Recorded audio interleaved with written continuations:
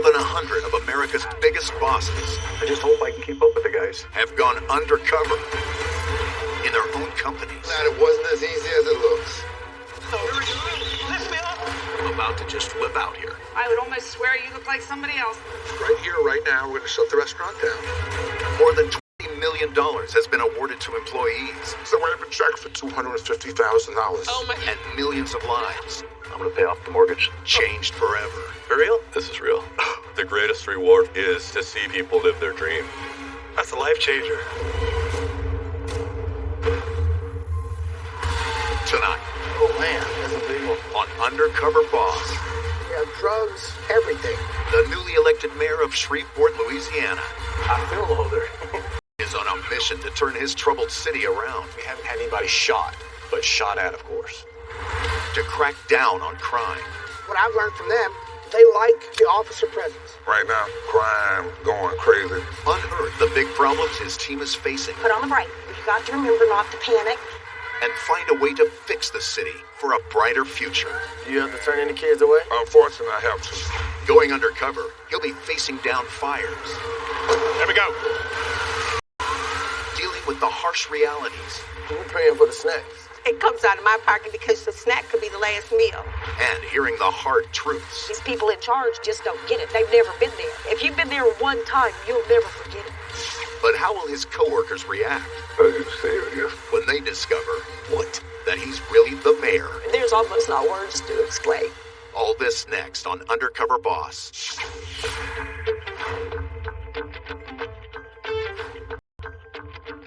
I am Adrian Perkins. I'm the mayor of Shreveport, Louisiana. I am the second youngest mayor in Shreveport's history. I started when I was 32. I am in charge of roughly 3,000 employees, and we have 13 city departments. Shreveport's the third largest city in Louisiana. We have around 200,000 residents, so it's a lot of responsibilities. Shreveport, back in the 1930s, was a successful oil and gas town with a booming economy and famous music scene. It's where Elvis started his career. But by the 1980s, the good times had come to an end. The economy crashed and the oil and gas companies left. Today, the city is struggling. The last 30 or so years, Shreveport has lost about 30,000 jobs. It devastates the morale of a community. When people are in poverty, you see crime rates go up. There was 60 homicides in Shreveport last year. I ran for mayor to change and reduce the crime rate. I'm born and raised right here in Shreveport, Louisiana. My father left when I was about 4 years old. My mom, she raised me and my two older brothers by working multiple jobs. There's some painful memories. A lot of times we struggled to make sure we had enough food. She would set the table for me and my brothers and we wouldn't even see her eat. So I really saw hard work and sacrifice at a very early age through my mother. And then 9/11 happened when I was a junior. And I kind of made the decision that I would go and serve and protect the country. So went to West Point, learned how to be an artillery officer. I went to Iraq. I was a platoon leader over roughly 30 soldiers. I was 23 years old with that kind of responsibility. And I was promoted to captain. And I went to Afghanistan twice. After that, I was ready for another challenge. Fortunately enough, I got accepted to Harvard Law School. I was always set on coming back to Shreveport. I love the city, and I've been watching Shreveport, and I saw some of the decline. I knew that maybe some of my leadership could kind of get us out of the rut that they were in. So ultimately, that's what pushed me to go out and be bold and run for mayor. I won this election with 64% of the vote. To fix the city, I need to get down to the individual employee level to see what's going on. And the best way to do that is by going undercover.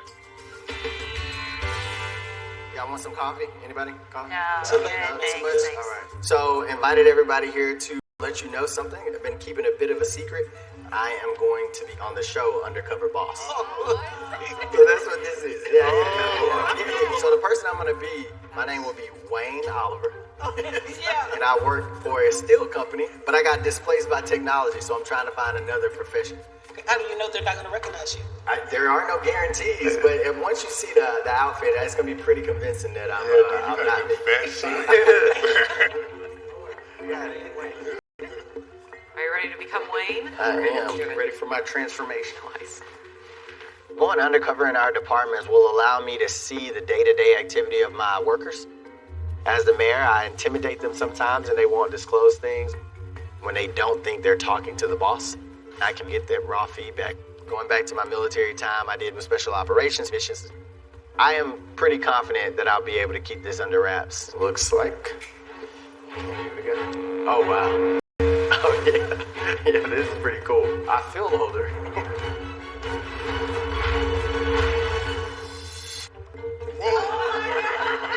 This is Wayne. So I'm gonna have to walk a lot slower. So y'all think it's gonna work now? To go undercover, I will be assuming that Wayne is taking part of a TV show for people looking for new careers. Well, good luck. We will see you. All right.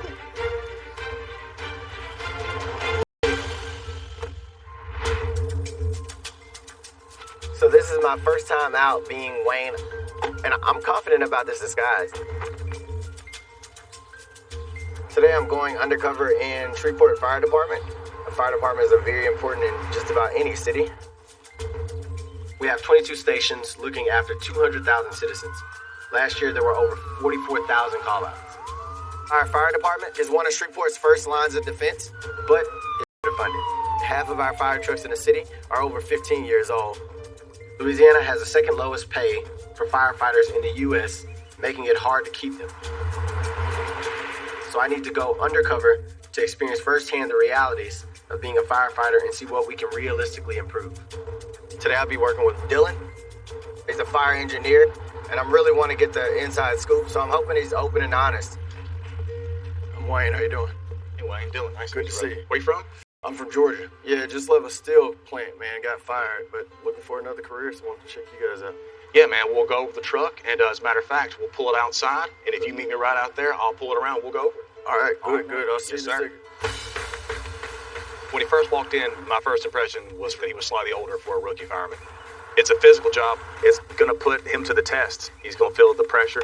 It's not just walking in and putting the wet stuff on the red stuff.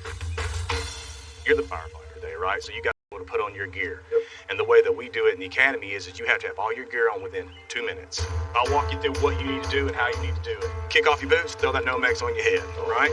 Put your pants on, suspenders, tie in, buckle up, then your jacket, and then your pack. You're gonna throw it over your shoulders, drop it on, tight, tied in right here. Same thing. You're good to go. Awesome. I'm a super competitive person, so I had to beat the 2-minute mark. Mark, set, go. All right. Because of my time in the Army, I'm used to getting geared up. So I put a lot of energy into it. Now imagine doing that at 3 o'clock in the morning when you was just asleep. You gotta buckle your pants. It is very heavy and it's very hot. Man, there's so many pieces. So many pieces. You can imagine the sun is already hot out here, and then putting on that heavy jacket and heavy pants. So your neck piece? But I get that they need their protection to go under fire. There you go. Right there's a minute 35. You did pretty good, Man, 3 o'clock in the morning. Right. It'll be a little bit slower, probably. What's really fun is when you make one at 3 o'clock in the morning, then you make one at 6:30 again. You gotta put your wet gear right back on. Oh, how many pairs of gear do you guys get? Unfortunately. They only have one uniform to go out into a fire with, so if they go and fight a fire and they come back and they get another call, they got to put their wet, sweaty uniform on with potential carcinogens in it from a fire. So the fact that they don't have redundant uniforms, everybody doesn't have these too, that's something that really alarms me. We'll train at the station every day. We'll get to work and we'll do some kind of an hour EMS stuff and a couple hours of fire stuff to stay efficient, to stay knowledgeable in your craft. Copy, engine 13 on scene. Have a 2-story brick building with heavy smoke and fire from the east side. Let's go. This is one of our fire department's regular training exercises. Getting this gear on under pressure is a whole different ballgame. Come on, Wayne. Come on, Wayne, it's burning.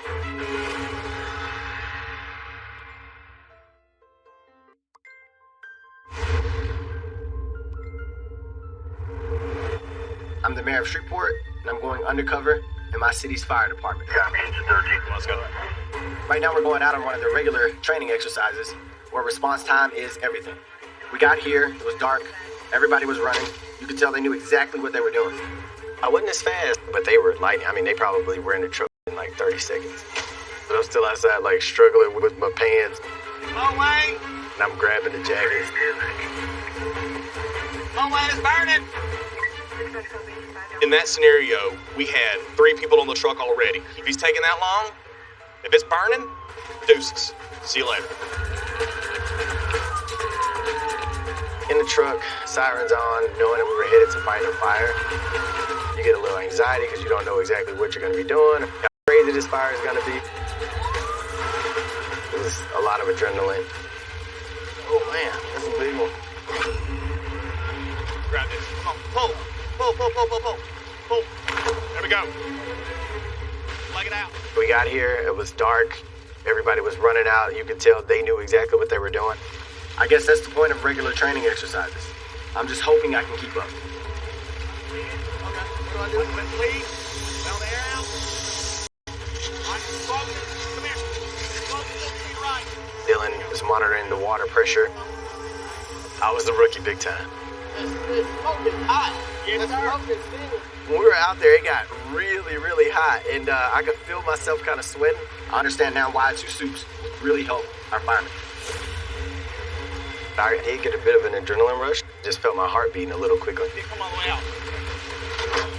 You still know that, hey, it's a fire actually burning, and this is a pretty dangerous job. Ready to charge line? Everybody was just moving like clockwork. You know, people running into the building. It was impressive to watch. I guess we're good. The thing that stood out to me the most was how well trained our fire department is. Good job. It made me very proud. Cool job. It was a little harder than he thought it was going to be. I'm hot as hell. I know. He listened, he engaged, he did what I said to do. Keep going. That's what we need in this kind of job. We need a guy that's willing to get his hands dirty. You know, you work up an appetite. Oh, yeah, I'm starving. Someone's got to cook, so that's going to be you. All right. We're going to brown this for a bit. So you're on swing shift right now, or no? Yeah. Okay. Yeah. Is that difficult? It doesn't really bother me. 5 days off does allow you the time to spend with your kids. How old are you? I got a 10-year-old and a 12-year-old, and my daughter runs cross country, and my son's big into football. So he's a big old Saints fan. Oh, man. So family's the most important thing. We didn't do a whole lot when I was a kid. Not the easiest childhood, for sure, right? It kind of makes you appreciate things. Oh, yeah. So I try to give my kids a lot. Swimming, hiking, flying, just whatever we can do. We like to go do it. That's why I work. I work so they can live a good life. Oh, yeah. I'm sure they appreciate the time. That's right. All right, I think these noodles are done. All right. If Dylan had a tough childhood, I can understand why he wants something better for his children. He gets those off days that he gets to dedicate to spending time with them. He's always wanted to be a firefighter. His heart is definitely in it. Do you get nervous on the job at all, or? Sometimes it is unsafe out there for sure. Not long ago, a guy walked up and pointed a gun. The driver just took off, and the side mirror knocked the gun out of his hand. Oh, man. And he was able to drive off. We haven't had anybody shot, but shot at, of course. It's definitely concerning that in their emergency responses that people would pull the gun on them. You just don't want our firemen to be put in, harm's way. Our firefighters already have a tough job with low pay. I need to make them feel as safe as possible on duty.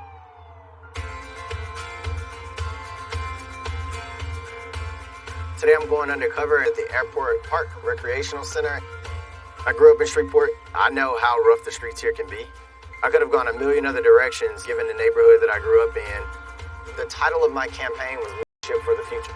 A big part of our future is going to be our kids. We want to make sure that our rec center, we're really targeting our youth, keeping them engaged and just doing positive things. I'm here today visiting Gerald, one of our managers. Hey, how you doing?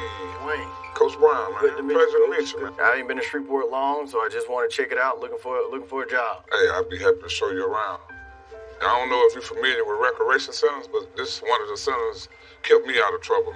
This used to be my sanctuary right here, man. Okay, you play a little basketball? Yeah. How many kids typically come through here? On a day, got a crime going crazy. So it's a safe haven for kids. It give them somewhere to come other than looking at negative role models. And when I say negative role models, I'm talking about drug dealers and wannabe gangbangers. This is a low-income neighborhood. If those kids can't go to their recreational center, there's no telling what they're doing instead. I'm going to introduce some of my kids. This the front boy, man. I want y'all to meet Mr. Wayne. What did you do before you came here? I worked in a steel factory. Y'all know what steel is? Yeah. The material? First impression, he look like a hard-working guy. Very humble, seemed like he had a good heart and that passion for kids too.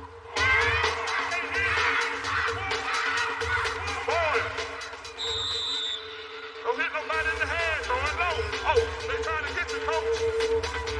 What's up? Gerald is extremely animated with the kids. What? Very active. Coach, give me the ball. So I'm like sweating throughout my shirt. Can't beat it. I love it. I love it, man. With that right there, I want to stay here where I can make a difference because you see it on their face, that love. I see 90% moms and only a few dads, so it's important to have a positive male role model. To the circle. Gerald, he's seriously like a dad, uncle figure to all the kids. Have y'all been doing what we talked about at camp? About the bullying when you got somebody that's talking about your parents? Do they know anything about your parents? Do not fall in that trap. He's teaching them hard work, getting along with people, staying out of trouble. Now, before y'all leave, y'all get Coach Wang a hug. Don't knock him down now. Watching him in action, I've learned a lot. It's kind of a jewel within our SPAR department, you know, showing our kids something positive. So they love, right? If we had hundreds of Geralds, I think we'd be even a stronger city government than what we are. Hey, don't knock nobody over. Hey. A lot of space over here. Yeah, but it's not a football field. Football teams, they need places to practice. Wish I had more, you know, but you gotta utilize what you got. Although Airport Park, they have a lot of facilities there. What they could really use is like a soccer field or a football field. There's some improvements that we can make there. In the summer, I have over 100 kids, man. Whoa, do you have to turn any kids away? Unfortunately, I have to. Okay. Because if I didn't, I have 300 kids. I don't want to miss no kids, but the reality, we gon' miss them. Coach Brown, he's extending himself as far as he can, and he still has to turn some kids away, which saddens me. So that's very important for me to look into to see if we can expand those programs in any way. Coming up, the mayor comes face to face with some harsh realities. Who's paying for the snacks? It comes out of my pocket. Sometimes you just gotta go in your pocket. I think.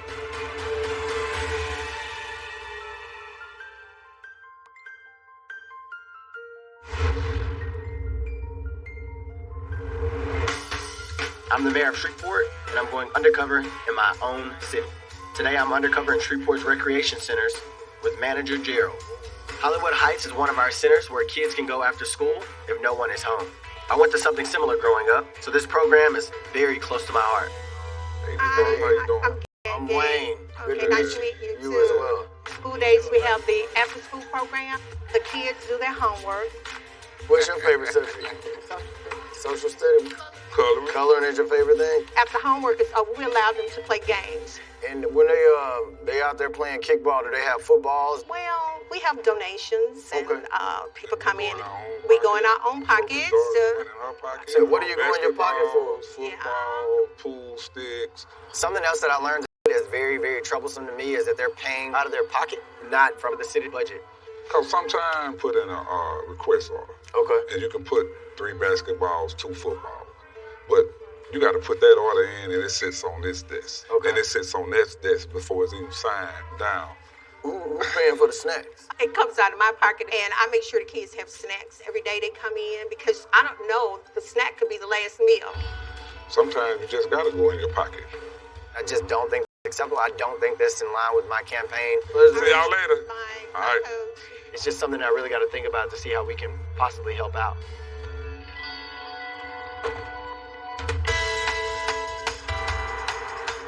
I'm halfway through my undercover mission, and today I'm on my way to visit with the Shreveport Police Department. My big campaign promises was reducing crime. Today I'll be able to really dig down and see what's going on, and more importantly, to see how police officers are interacting with the citizens of Shreveport. The toughest thing for me as mayor is being the cheerleader for the city, making sure our citizens are really trusting our police officers to keep them safe. And I'm going to be working alongside Jason, the community liaison officer, and also one of the mounted police officers. Hey. Hey, how you doing? Good. Wayne. Jason, welcome. I appreciate you guys taking the time. Good, man. You want to go ahead and get started? I do, yeah. So what I'd like to do today is we'll clean out a couple of these stalls. All right, I'm ready to get to work. Started off at the bottom rung, shoveling poop. I'm having a hard time trying to determine what's the poop in the dirt. Yeah, it's the big horses. Most of the police officers just are in their cars riding around. So I'm guessing you get a lot of opportunities to get out because you're on the horse. Yeah, talk to people. With this, it's an icebreaker, which is great. And the horse is just part of it. We're trust. Mounted patrols offer such an asset because it's forcing officers to get out there and know the community while being on patrol. So you get to kill two birds with one stone. Hi, Mr. Wayne. Are you saying you were a steel worker? Yeah, so I was a foreman at a steel plant. I was a fabricator, a welder for a little bit. Oh, okay. I don't know if that's similar. He keeps asking me these really tricky questions. I'm kind of starting to get worried. Volunteered to go and dump the poop. And as I was coming back, I overheard a conversation in the horse stable. Yeah, it took me a while. I was like, wait a minute. Think like we're supposed to act like we don't know or something. I'm pretty confident right now that the cover story is blown. So what do you think? I'm loving it. I'm loving it. But I thought I heard you say something earlier. I just want to talk about it. Sure, let's talk about it. Who do you think that I am? I think you're the mayor. Well, Jason, I got to tell you, you're right. I am the mayor. It was pretty obvious. The stuff that, we're trained to look for in policing, you can't hide those things. It was there. The police department is near and dear to my heart. I wanted to go undercover because I wanted that raw, unfiltered feedback from you. I really want to know what you think. No, sir, I promise you, one thing I can be is honest. It'll be respectful, but it'll definitely be the truth. He said that he wants to really look to see how he can truly make the police department better. I suggest, sir, that we go take a ride and actually go through the community and we can have a real conversation about what can be done. That sounds perfect. So, yeah, let's go. Jason knows who I really am at this point, but the citizens don't. So I'm hoping that I can maintain cover with them and really get to see how they're going to interact with him in a very kind of unfiltered way and to see how he's engaging the citizens as well. Some of the sweetest, most wonderful people are in this area. Proud to work here. There's a lot of struggles, a lot of issues. We have drugs recently. There was that stabbing, and a couple days later, there was that shooting. Historically, there has been a lack of trust with our police, mending those historical wounds that exist, because I would say that's one of the biggest challenges. Jason, if you had a magic wand, what would you do? I used to just think when I first started as a police officer, we make arrests, we write tickets, we enforce. But it's so much more than that. People worry about safety. So really what a community officer is, to really make people feel safe, make people feel comfortable. And I get it now, my son is 2. It changed everything for me when I had a son. Yeah. Just being a father, that's probably helped me be a police officer even more. Hey, how y'all doing? Community liaison officers right now are very important to me. Oh, okay. I'm Jason, by the way. How you doing? Nice to meet you. I'm going to see Jason policing. Rarely, if ever, get to experience. Hi, So, Diana. Nice to meet you, Diana. How you doing? I got to ask a question. So I'm interested in being a police officer, but this isn't what I typically see on TV. Police officers engaging with the community in a positive way. Is this typically your interactions with police? Is it really good? Yeah, you have to engage with them too. Like you Does see. it make you feel safer when they're Oh gosh, yes. Okay, good. I think it takes the community. Oh, it does. It takes people willing to step forward, talk to the police, tell them what you see, what you don't see. It's a two-way street, so police being responsive, being present, and you all. Okay, good. Yeah. What I've learned from being on patrol with Jason is that community policing is going to take the police and the neighborhood working together. Something that we have to look into is how do we sustain those interactions between the community liaison officers and our city. If we had more police officers doing that when I was younger, I would have had a much better perception of police officers from an early age. Although I got busted today, I've still gained a lot of insight. So I'm more dedicated than ever on making sure that all the police officers are really bringing themselves closer to the community and hoping that the community returns. Coming up, Push up and down. the mayor has a rough ride. You see some of these people in charge and they just don't get it. They've never been there.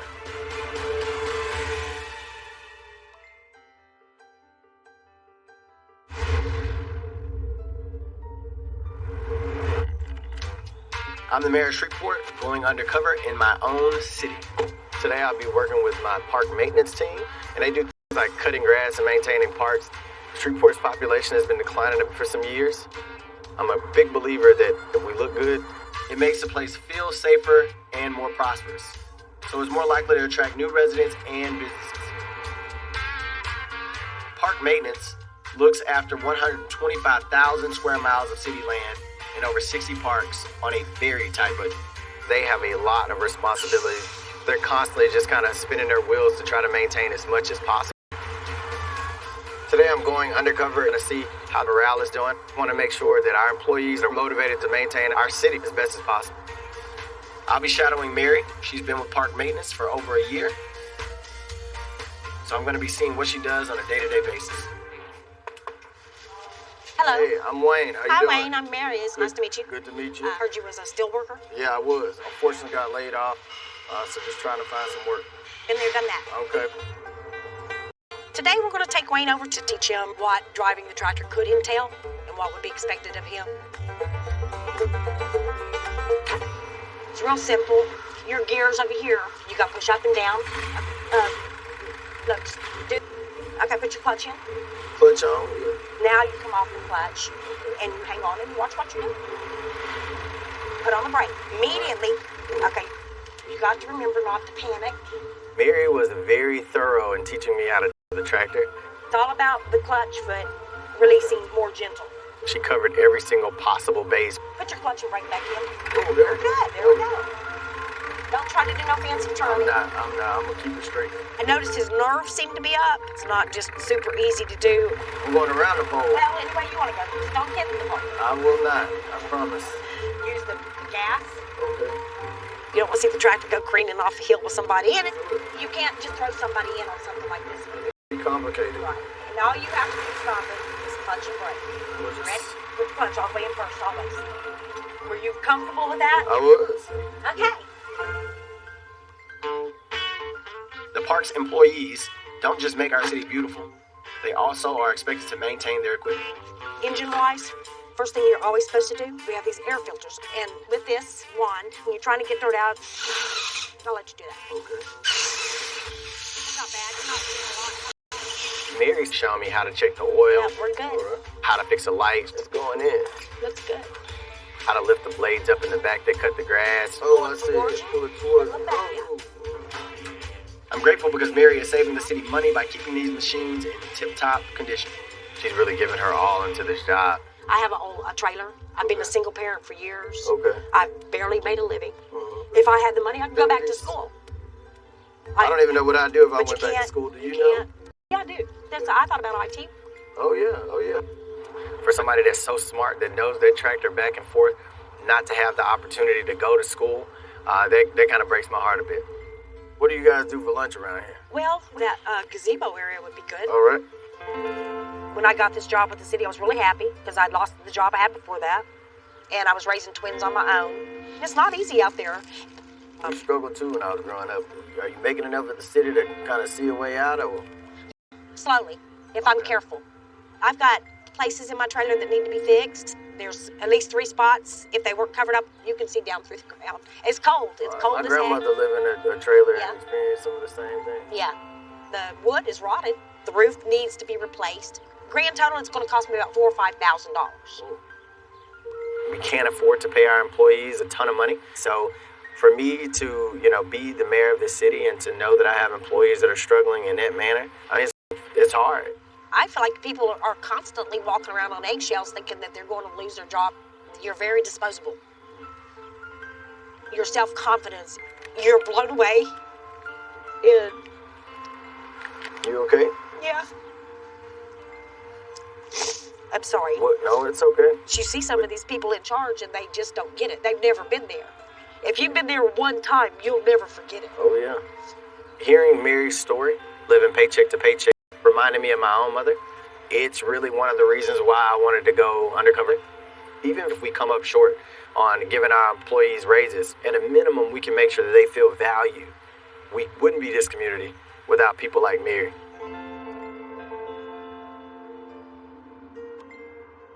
Goodbye, Wayne. Going undercover, there were some things that I learned from my employees that shocked me. I was surprised to learn that Shreveport firefighters actually didn't feel safe on the job.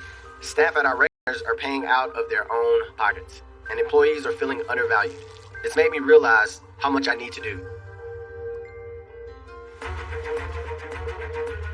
I'm about to reveal my true identity to the people I work with this week, and I've asked for everyone to meet me one last time. Hey, so what's going on? Well, I do know it's for a TV show, my second career. They think they're coming to be interviewed about their time spent with Wayne. They have no idea this is really Undercover Boss.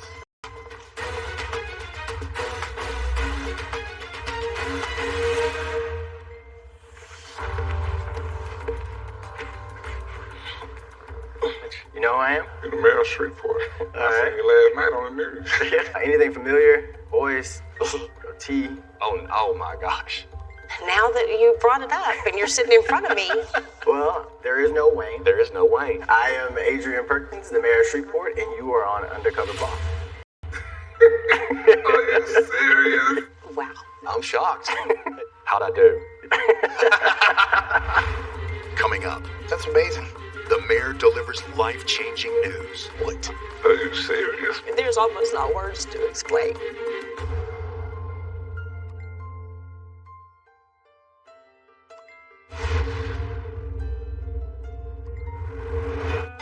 Dylan, I've personally worn a ton of uniforms. I've put on gear in 100-degree heat, 40, 50 pounds of gear, but that bunker gear, intense. Intense. It's Like, hot. super intense, yeah. If you go out on a fire, you get back from it, and you get another call to go out to a You fire. put that same bunker gear back on, and the carcinogens get in really bad. Cancer is a really bad deal for firemen. I can't sleep at night with our firemen just, having what they have. I'm already in talks to make sure that we can allocate the funds to where all of our firemen will have at least 2 sets of bunker gear. That would be amazing. They're kind of expensive, but, it's a priority to me. Signing up to be a fireman to some people is just signing up for the fight. When they're pretty bad off. We've had people with guns on us, people shoot at us. The safety aspect is something you shouldn't have to think about. So I've spoken to Clean Harbors. They're an emergency cleanup company, and they really want to help. They're donating $24,000 to put vests in many of the city's fire stations. I gotta have y'all safe. Absolutely, and that's amazing. Another thing, your pride and joy of your children. Absolutely, definitely. When you grow up and it's hard, it makes you not want to repeat the cycle. Your son, favorite football team. Saints. How many games have you and him been to? We have not been to a Saints game yet. Well, I've reached out to some people about that as well. Okay. And we are going to send you and your son to the Saints game. What? In New Orleans. Provide the hotel, expense free. That's freaking awesome. He's gonna cry.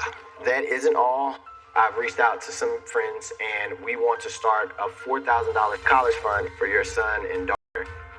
That's awesome. Thank you very much. Because clearly they're going to go to college. Yes. Oh, they're going to college. Yeah. They don't have a choice. They're going to college. The mayor came out, Jack, and he is going to do an all-expense-paid trip and go watch the Saints. For real. Jason, it was a privilege to see you interact with our local citizens in your role as a community liaison officer. I've spoken to a company. They have pledged $5,000 to help officers like yourself create and plan events for you guys to really get those touch points, get that engagement. How do you feel about that extra $5,000? Oh, that's great, sir. Even better for the kids. That's what excites me. Yeah, and it was clear early in our conversation that your pride and joy in your 2-year-old son. Oh, yeah. When my son was born, I realized I want to be the best father I could be. Mm-hmm. So my son literally made me a better man, and that made me a better police officer. Yeah, he's going to be very proud of you. He's going to be very proud of the work that you've so. done. I called some businesses, and they are going to set up a college fund for your son. We're going to put in $2,000. Man, I appreciate that, sir. Yeah. That's my son. That's my heartbeat. So I thought that was wonderful. Mary, starting off, your tractor, you love that thing. I want to just thank you because you were very methodical. It showed me how attentive to safety you are. As a boss, that's very good for me to see. So I learned a lot about you even in those teaching moments and wanted to thank you for it. Okay. You've had a very tough run of things. You talked a little bit about the structure of your house and how it's doing. The roof needs to be repaired. It's starting to show leak signs and stuff like that. It's a trailer, so you can't get loans to get something simple fixed. Mm-hmm. I've spoken to one of our local businesses, Ivan Smith Furniture. They're going to spend $6,000 not only to repair your roof, but also improving your trailer and providing you new furniture. How do you feel about that? Stunned, and I don't feel like I deserve it, but... Another thing that stood out to me was when you talked about college. It seemed like something that you regretted. Yeah. Well, Mary, let me tell you, I want to help you with it. And I've spoken to Louisiana State University of Shreveport about you, and they've agreed to grant, free of charge, a 4-year scholarship worth $36,000. How do you feel? Is that good? Is that good for you? There's almost not words to explain because this does not happen to people like me. Well, Mary, it should happen to people like you. You're a very valued employee. I've always believed if you keep trying to trudge along and do the right thing, that good things will happen to you, but they just haven't. And then this happened today. It's almost impossible to put in words. It's just everything. Coach, you make the resources that you have stretch beyond anything that I would ever imagine sitting at mayor's seat. Never been the one to cry and gripe on stuff. You just got to make it happen. One thing that really made me take a step back to hear that you were using your own money to pay for food for the kids that come to the center. What I'm going to do is we're going to put more funding in the system so that we can actually adapt to the needs of these centers with how much food y'all provide these kids in a day-to-day. Wow. How you think that'll work? Yes. Thank you, man. I appreciate that. I'm super grateful for you and the sacrifices you make for our community, you know, giving up that time at home, giving up your birthday to be there. God woke me up for that day, so my appreciation is, you know, showing somebody else love. I don't take no days off. And that's about the change, not taking time off.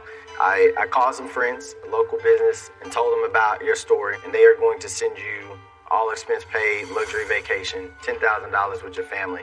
What? To wherever you want to go. Wow. Thank you, Lord. Wow. Excuse me, Lord.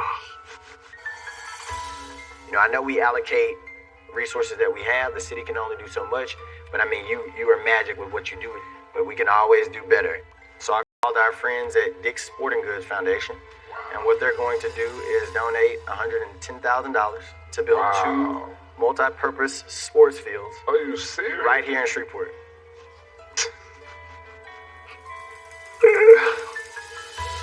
Man, you serious, man? Wow, man. I'm sorry. Sorry. It blew me away because that's gonna do so much for that community. Gonna change a whole lot of kids' life, and that's the main thing, changing those kids' life. Going undercover, I had no idea I would learn so much. Our firefighters have to have more protection. Our park workers need to know how valued they are. We need to supply more resources and food at our rec centers and after school clubs. And we need to do more to get there. I've got to try.